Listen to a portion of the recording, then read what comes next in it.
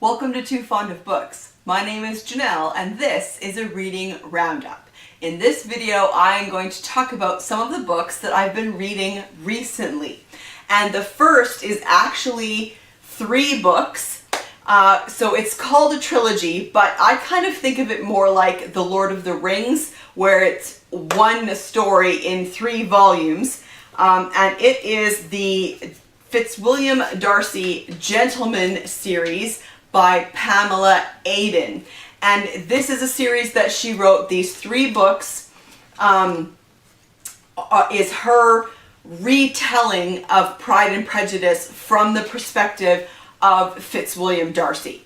And so that's why I'm going to talk about them like they're one book, because it's one story, even though there's 3 books. So there is An Assembly Such as This, Duty and Desire, and These 3 Remain. This series was written in, hang on,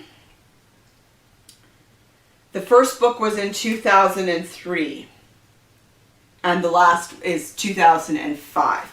And I really liked this series. I have an interesting relationship with classic retellings, because some are great and some are really bad, and so I was not sure going into this if I would like it or not, but I thought she did a fantastic job with this series. So it's the events of Pride and Prejudice, but from the perspective of Darcy, and so that means there was lots of time for her to include completely new material, because any of the times when Darcy's off screen in the story, you know, that's when she's able to tell her own story in the book. I thought she did a really good job with her sense of time and place, her description of clothes, the relationship with France, the wars with France at the time period, the games that people played. Beau Brummel makes an appearance, and that's very entertaining. He was famous for kind of creating men's style at the time, and everyone imitated Beau Brummel, and he was most famous for his cravats, so like the neckties that men wore, and Beau Brummel's cravats were very elaborate, and there's actually stories where like him and his valet would spend hours crafting his cravat to be just perfect. There's mentions of the Regent in here, so all of these things really just give you a great sense of time and place, and I found them really enjoyable. The other thing that I really loved about these 3 books were the time spent highlighting the friendships that Darcy had. So his friendship with Bingley was expanded upon, and I really liked where she took that friendship, what she did with that.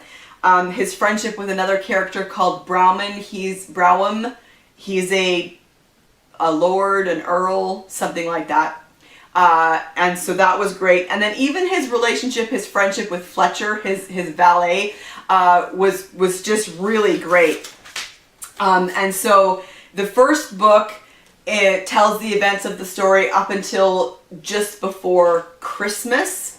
And there was a quote in here that I liked, and kind of gives you just a little taste of her style of writing. And so this is the assembly where we first meet Darcy. So Charles Bingley, his sisters, Mr. Hurst, and Darcy arrive at the assembly.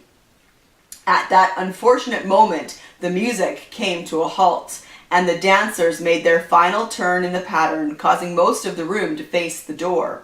For a few breathless heartbeats, town and country took stock of each other and rushed to a dizzying variety of conclusions.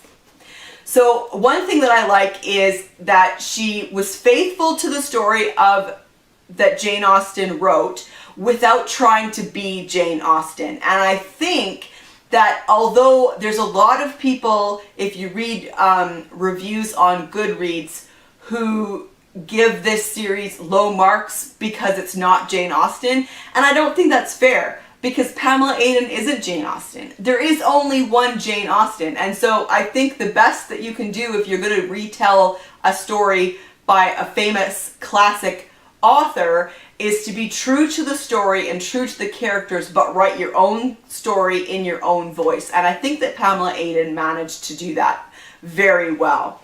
In the second book, the majority of this book takes place in the time when Darcy is off screen, and so this whole book essentially is a brand new story that Pamela Aiden gets to tell. And I really liked this one actually, because there was elements that felt very gothic in here. There was a bit of a mystery to be solved, and I really enjoyed that.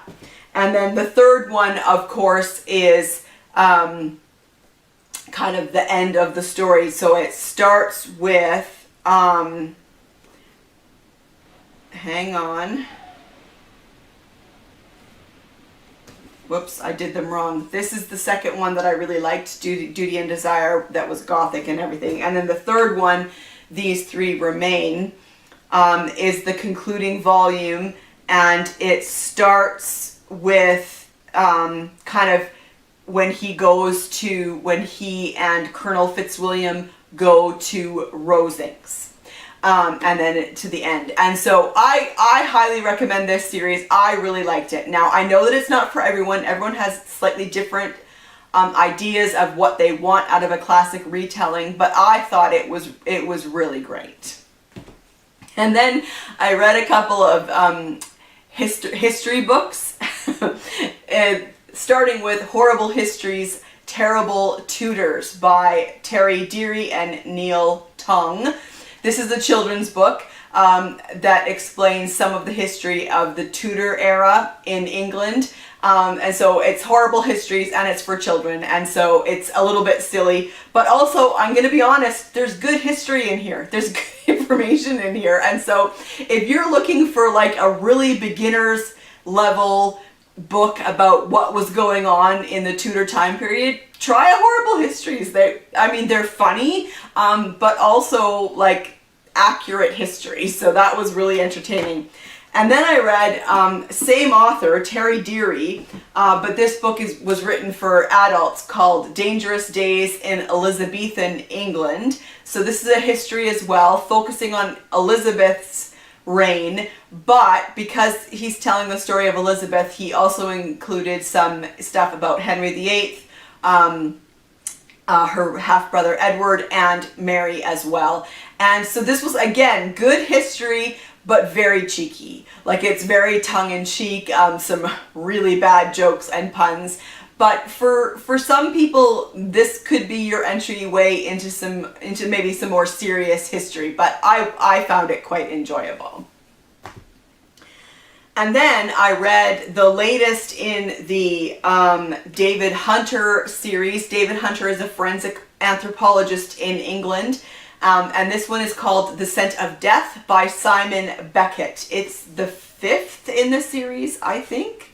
1, 2, 3, 4, 5. It's the 6th in the series, and this one came out last year, 2019. And in this particular book, he gets called to St. Jude's Hospital, which is no longer a hospital. It has been abandoned for a while. It's derelict and awaiting demolition, but a body was found, and he's been called in his role as a forensic anthropologist. And then while they're looking at that body and trying to figure out how to get it out of the hospital, three more bodies are discovered. And so it was good. I really like Simon Beckett. He's a good writer. He writes really interesting stories, very interesting characters. They're very like fast paced, but there was something about this book, and I still haven't been able to nail down what it is, that I didn't like as much as the other books in this series. So I gave it 3.75 because I still really liked it, and I like it more than other books, but not as good as, didn't like it as much as some of the other books in the series. And this is a series that you really should read in order. I would say there's kind of some stuff going on that shows up in all of the books, and so I would recommend reading them in order. So this one was still good, it just wasn't my favorite of the series, and I haven't been able to nail down yet quite just what it was about this book that I didn't like as much. So that's Simon Beckett's The Scent of Death. And then I read the second in the Shakespeare and Smythe series called The Slaying of the Shrew by Simon Hawke. I really like this series. This is a historical mystery series with William Shakespeare as a character and his friend Symington Smythe. And so in this book, the players are going on tour, and their first stop is a country house party. They're to do a play during a wedding celebration. And so there's very much a lot of the elements of the taming of the shrew are in here. So if you know that story, you know a bit of what to expect in the mystery. But they're really well written, and they're very, the characters are great. I love the little snippets that are connected to Shakespeare's plays, and so you'll read like people are just talking, but it's recognizably quotes from Shakespeare plays and stuff. And so I can recommend this series, and I'm kind of I think I'm going to be on the hunt to purchase this series because I'm fairly certain there's only 4 of them. This is the second in the series, and it's from 2001. And then I read the second in the Captain Wyndham series, A Necessary Evil by Aibr Mukherjee. These are set in India in 1920. And this is another great series. They're very atmospheric. The characters are really interesting. The mysteries are good. And in both of them that I've read so far, the first in the series is called A Rising Man. In both of them have so much to do with the relationship of Britain with India at the time and the complications. And Captain Sam Wyndham, he's an interesting character because he doesn't have all the prejudices that a lot of the British people had towards people from India.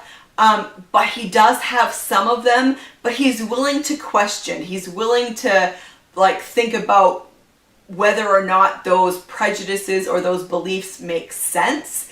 And so I like that those are a huge part of this series, is those questions and those, should we even be here, and what do we have to offer, and our relationship with people from India. All of that is really interesting. So in this one, this is set in one of the kingdoms, Sambalpur, and it starts in, are they in Calcutta? They're in Calcutta, and some Maharajas and princes and stuff have all come there's been some kind of a, they're calling them all together for some kind of a meeting. And it turns out that Sam's sergeant, Surendranath Banerjee, knows one of these princes, the prince from Sambalpur. They were at school together over in England.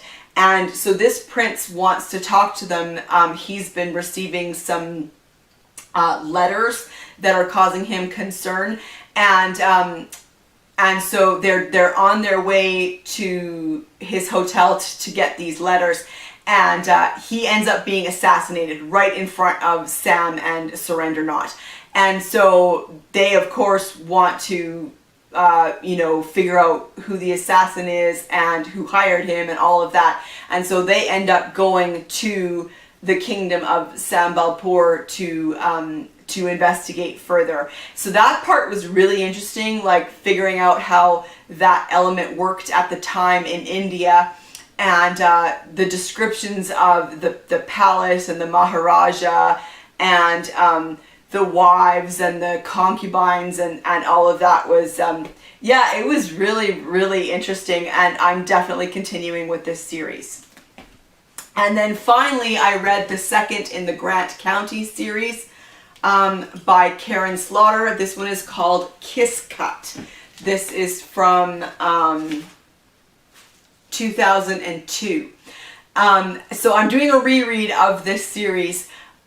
I really like this series. Karin Slaughter is a great writer. She knows how to tell a story. The pace is always really good. They're really fast paced. And the stories are always, they're really good stories. But she does not shy away from violence or from really difficult things, and this book is no different. And I don't want to go into any of that because I don't want to give away any spoilers for those of you who have not read this series before. But I do want to talk about her characters, because this is, I think, what I love the most about Karin Slaughter. So she's got characters, ongoing characters in this series, and so what ends up happening, she wrote a number in this Grant County series, and then she started a series. They're set in Georgia, so they're set in kind of a smaller city in Georgia, and then she started a series about a Georgia Bureau of Investigation officer called Will Trent, and then she wrote a couple of those, and then what she ended up doing was combine the two series, and so that they're now one series. And so there's ongoing characters throughout, and Karin Slaughter manages to write characters that are so compelling. And the reason why they're so compelling is because they are so complicated. You have such realistic characters that as you're reading this, like, you're never entirely sure who's good and who's bad, because people make good decisions, people make bad decisions. She writes characters with histories that are, you know, real and also at times horrific, but these histories have created who they are today. So it's affected their behavior, it's affected their character, it's affected their actions. And this is why I love this series so much, is her characters are so complex. They're good and they're bad, and they make good decisions and they make bad decisions. And even the characters that you would say are, okay, this is like in the category of bad, this is a bad character, but there's times when you feel so much sympathy for that character, or you just really hope that this time they'll make the right decision. And so this is what I love so much about Karin Slaughter, and why I keep coming back to these books and wanting to reread them, because her characters are so compelling and I really want to know what's going to happen to them. So just some warnings that her books are, they are violent, and they deal with extremely difficult topics, and so not every book may be for you, and so just know that going in. But if you want to read a series that has characters that are just super compelling and complex and interesting, then I would recommend this series for those reasons. So this is what I've been reading recently. Have you read any of these books? Are you reading any of these series? I would love to chat about that in the comment section down below, and I will see you for another video soon. Bye.